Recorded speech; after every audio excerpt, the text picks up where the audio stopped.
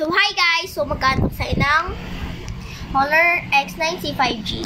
So, guys, di ako nagbibiro. Auto.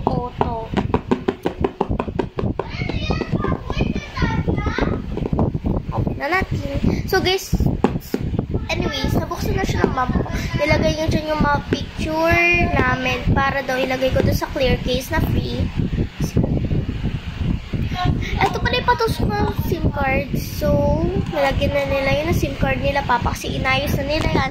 Nakalagay na lahat dyan yung mga apps ko, tsaka yung mga wallpaper. Alam nila yung itsura ng wallpaper ko, kaya nilagay nila.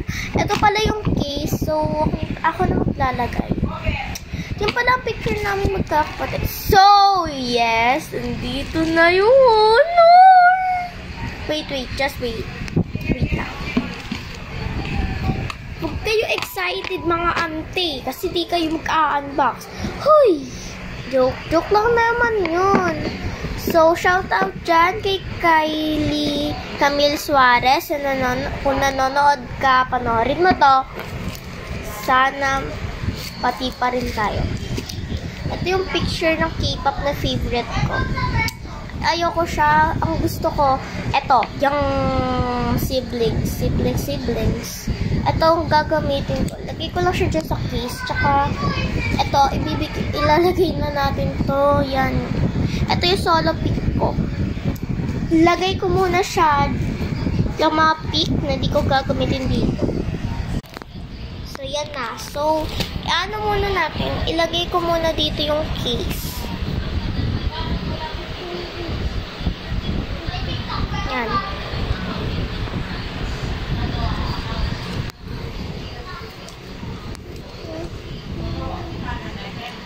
Kaya ko yun.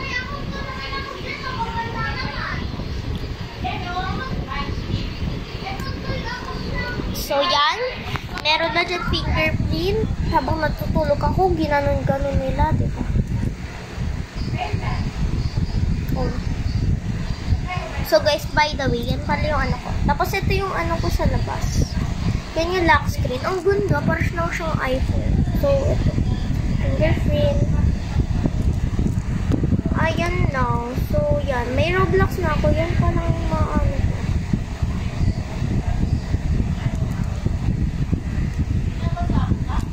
So, yun lang. Salamat sa panonood. By the way, balik na lang muna natin to.